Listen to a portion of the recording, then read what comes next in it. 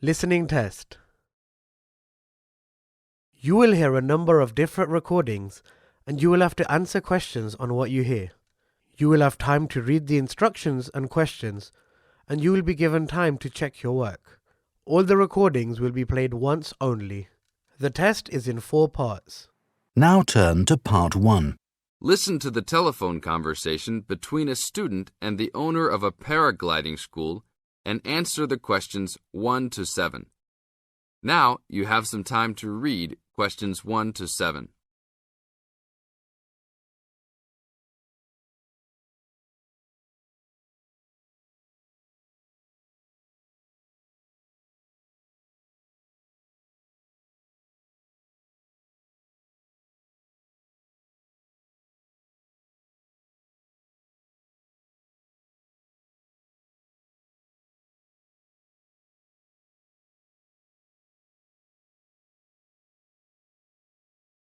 Hello, Paraglider's Paradise. How can I help you? Oh, hi. I'm interested in doing a course in paragliding. Which course are you interested in? Well, I'm not sure. What's available? We've got the introductory course, which lasts for 2 days. OK. Or there's the 4-day beginner's course. There's also the elementary pilot course, which takes 5 to 6 days, depending on conditions. We might try the beginner's course. What sort of prices are we looking at? The introductory is $190. The beginner's course, which is what you'd probably be looking at, is $320. No, sorry, $330. It's just gone up. And the pilot course is $430. Right. And you also have to become a member of our club so that you're insured. That'll cost you $12 a day. Everyone has to take out insurance, you see. Does that cover me if I break a leg? No, I'm afraid not. It's only third party and covers you against damage to other people or their belongings, but not theft or injury. You would need to take out your own personal accident insurance. I see. And what's the best way to get to your place? By public transport, or could we come by bike?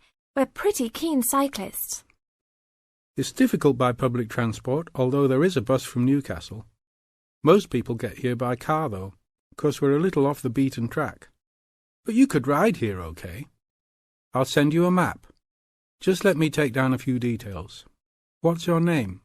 Maria Gentle. And your address, Maria? Well, I'm a student staying with a family in Newcastle. So it's care of? Care of Mr. and Mrs. MacDonald. Like the hamburgers? Yes, exactly. MacDonald. The post office box address is probably best. It's P.O. Box 2492, Newcastle.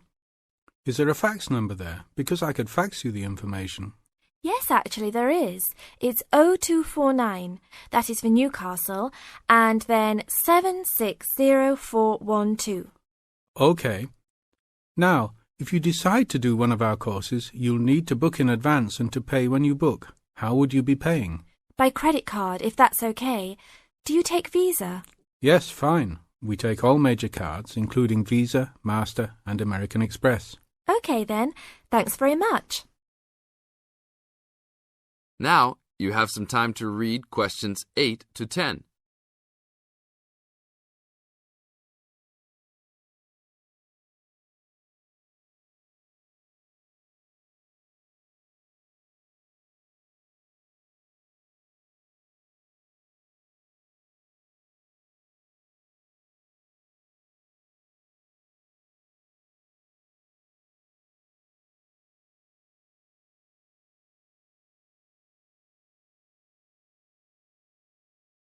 As the conversation continues, answer questions 8 to 10.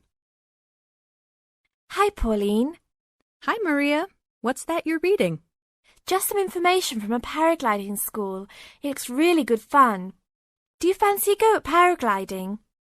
Sure. Do you have to buy lots of equipment and stuff? Not really. The school provides the equipment, but we'd have to take a few things along. Such as? Well, it says here, clothes wear stout boots, so no sneakers or sandals, I suppose. And clothes suitable for an active day in the hills, preferably a long-sleeved t-shirt. That's probably in case you land in the stinging nettles. It also says we should bring a packed lunch. We do not recommend soft drinks or flasks of coffee. Water is really the best thing to drink. We'd also need to bring suntan lotion and something to protect your head from the sun. Okay, that sounds reasonable. And where would we stay? Well, look, they seem to operate a campsite too, because it says here that it's only $10 a day to pitch a tent. That'd be fine, wouldn't it? And that way we'd save quite a bit because even a cheap hotel would cost money. Or perhaps we could stay in a bed and breakfast nearby. It gives a couple of names here we could ring. I think I might prefer that. Hotels and youth hostels would all be miles away from the farm, and I don't fancy a caravan. No, I agree. But let's take a tent and pray for good weather. Okay, let's do it. What about next weekend? No, I can't. I'm going on a geography field trip. And then it's the weekend before exams, and I really need to study. Okay then, let's make it the one after the exams. Fine. We'll need a break by then. Can you ring and... This is the end of Section 1. You now have half a minute to check your answers.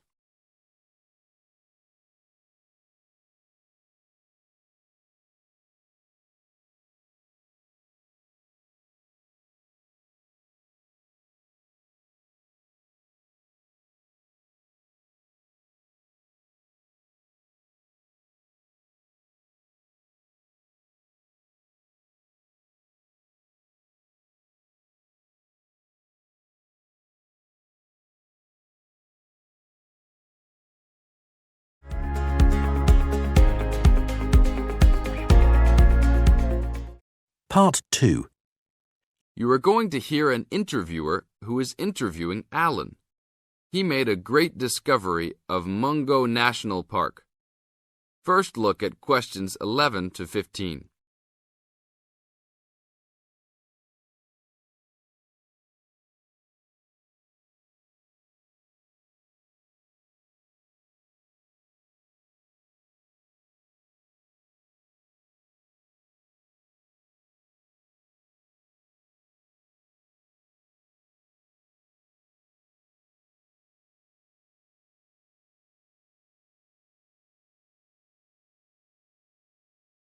As you listen to the first part of the interview, answer questions 11 to 15.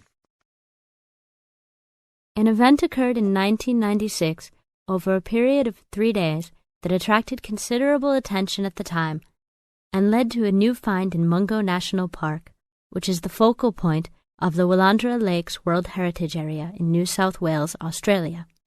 I talked to Alan Moore, the organizer of this trip, about his experience. Alan, what was the purpose of your trip? Well, as you know, I love the outback and lead tours of people wanting to go into more remote parts of the country. However, I thought it was time for me too to have a holiday. So I packed up my family and we went to Mungo National Park. Why did you choose this location? It holds a record of Aboriginal life stretching back over 40,000 years.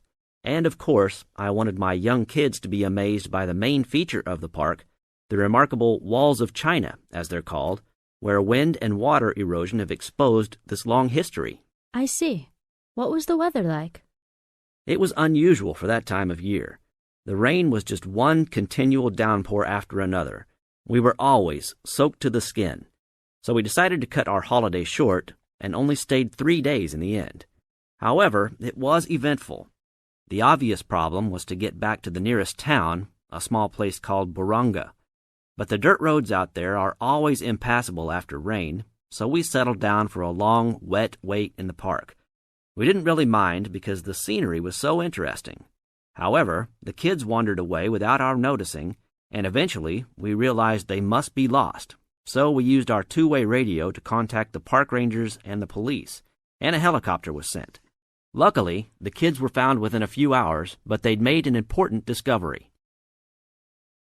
Now look at questions 16 to 20.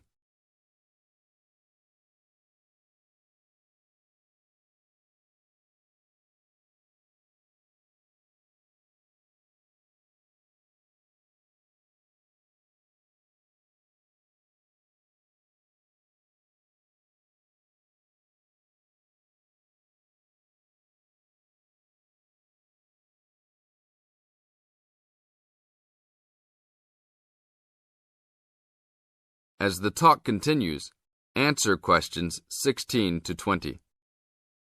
So the trip was also eventful for another reason, wasn't it? Yes, yes. They led us to some ancient Aboriginal art. The kids had taken shelter in a very small, low cave that was difficult to see from the outside. We were lucky to have another family camping in our location. When they heard us calling the kids, they immediately helped us search for them, and as the hours went by, they also provided us with much-needed support and encouragement. We really appreciated their help, and as we were already soaked through after looking for the kids for a couple of hours, they even made sure we had enough dry clothes to wear. The park ranger managed to get through to us to lead the search, and when the helicopter pilot notified us by two-way radio that he'd seen the children but was unable to land nearby, we were able to eventually find them very excited about what was in their little cave. And what did you think of their cave? Well, after squeezing in, I must say I was impressed, and managed to take a few photos of it before we left.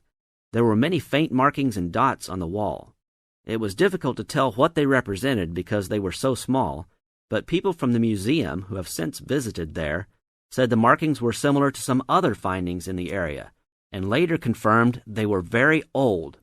Although it's now a protected site, the children like to call it their cave, and are allowed to visit it when a ranger can go with them. Thank you, Alan. If you go to Mungo National Park, you can see the entrance to the cave and some of Alan's photos at the ranger's station. Alan continues to lead tour groups in the outback, and if you want further information... This is the end of Section 2. Now you have half a minute to check your answers.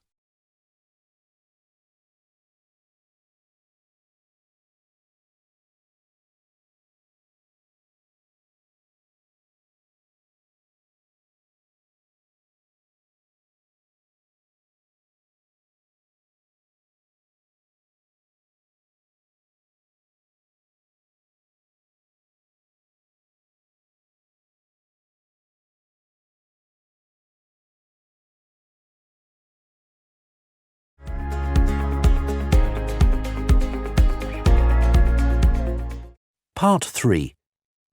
You are going to hear a conversation between Sally and Ben. They are new college students. You now have some time to read questions 21 to 25.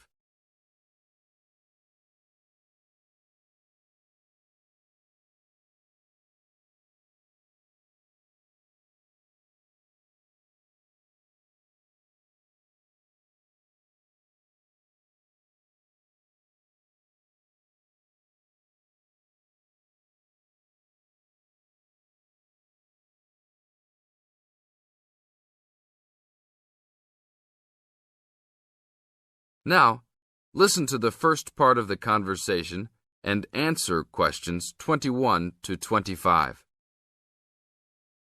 Hi, Ben. Sally. How are you? Fine. I wondered if I'd run into you. When did you get here? I only arrived last night, just in time. I prefer to travel on Sundays to miss the working rush. I suppose you arrived in plenty of time. Oh, I've been here for 4 days now, so it must have been Thursday that I arrived. I like to have a good chance to look around and settle in. I should have come earlier too. I'm hoping to get a part-time job. Well, you've no time today, I suppose. Do you still plan to be an architect? Yes, it's what I've always wanted to do. And you were planning to do economics, weren't you? Yes, I was, but now I've decided on psychology instead. How many textbooks do you have to get? I've been given this long list, and I'm sure they'll cost a fortune. See? That looks a lot. It's longer than my list. Well, it's 14 all told. So I might use library copies instead of buying some of them. What about you? I'll probably buy the whole lot of mine because I only have 5 on my list, although I'm sure there are many more I'll have to read. Luckily, we don't have to read them all straight away. Have you got your class timetable yet? It came with the book list. When do your lectures start? Tuesday. That's tomorrow. How about yours? Oh, I've got an extra day, the day after yours start. Now you have some time to read questions 26 to 30.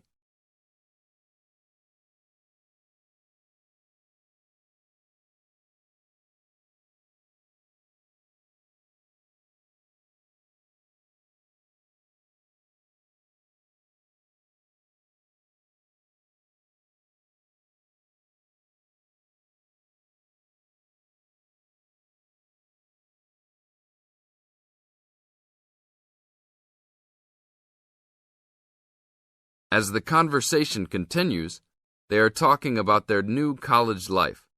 Listen carefully and answer questions 26 to 30. It's nothing like school, is it? Not so far, and the lectures will certainly be different. Do you have any special approach for keeping up with lectures and the amount we have to read? Well, I usually try to read every word in a book, in case I miss something important. So I suppose I'll try to write down every word of the lecture if I can. Oh, I couldn't do that. I'd get cramp in my fingers, and I wouldn't really hear what was being said. I usually skim a book when I read, and underline key parts, so I guess I'll try to make notes on the main points of the lecture. Have you thought of using a cassette recorder? You mean to record the lecture? Yep. Then you could make really good notes. Is it allowed? I think so. It must be. Plenty of people seem to do it. It has to be better than trying to write every word as you listen. Anyway, what's your first lecture about? Oh, it's on the Industrial Revolution. The Industrial Revolution? Sounds boring to me. Not really. It made a big difference to everything, including architecture eventually. So what's your first lecture about?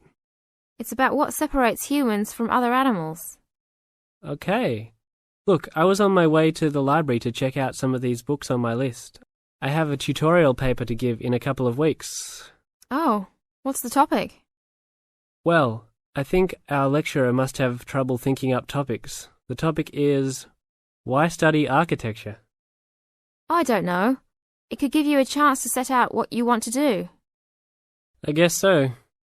Have you been given any tutorials to do yet? Yes. Mine is called Needs for Sleep. Sounds almost as interesting as mine. This is the end of Section 3. You now have half a minute to check your answers.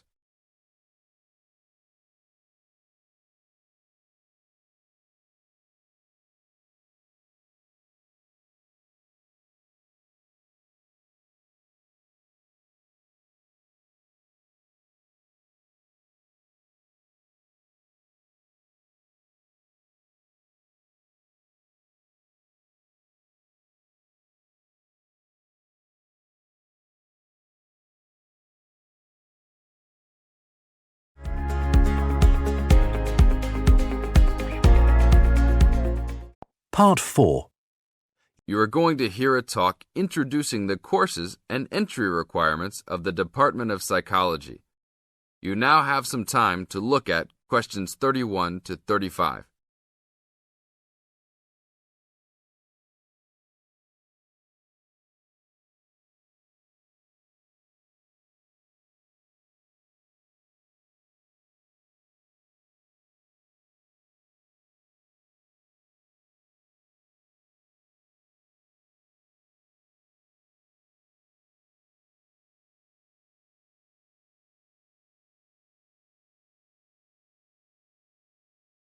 Now listen to the first part of the talk and answer questions 31 to 35.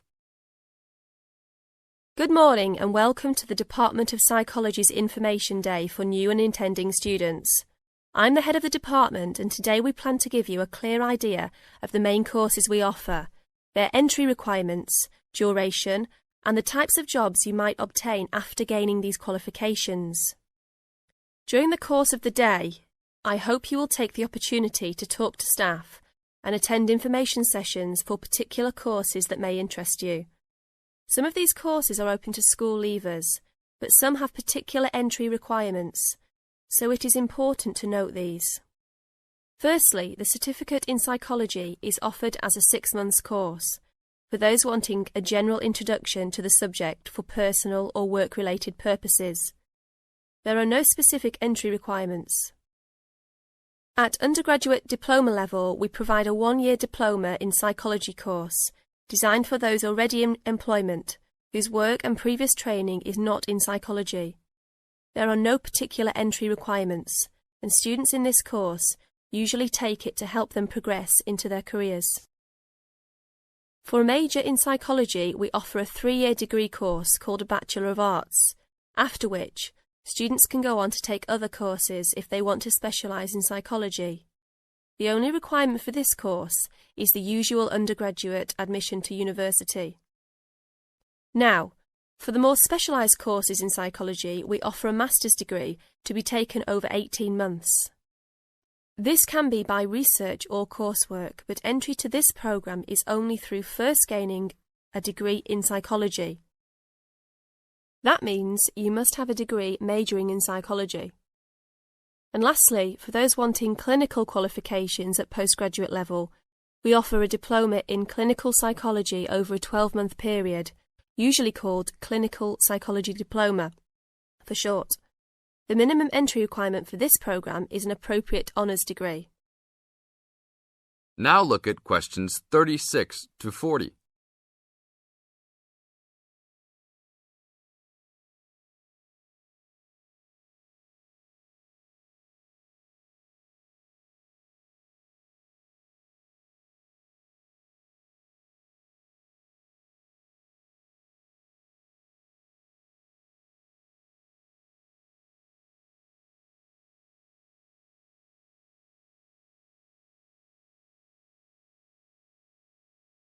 Listen carefully and answer questions 36 to 40.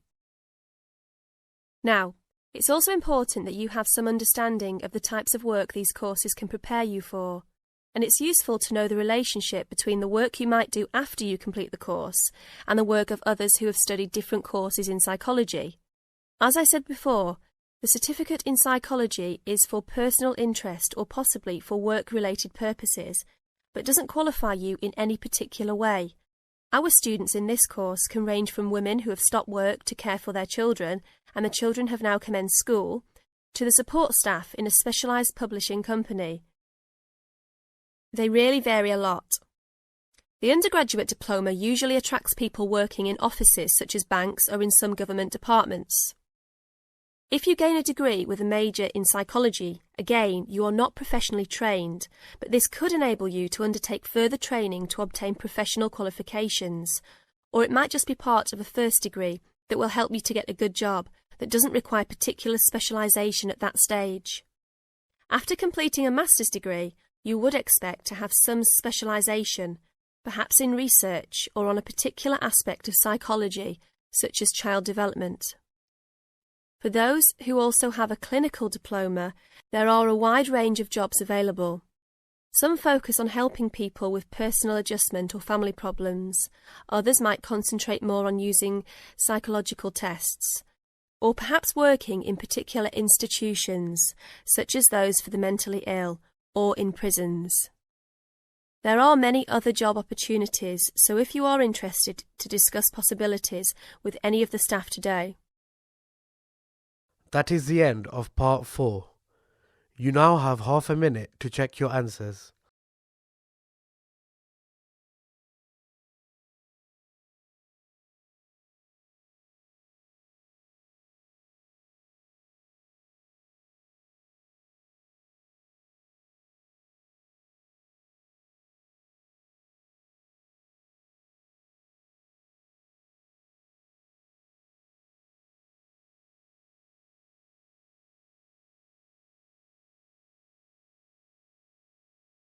That is the end of the listening test.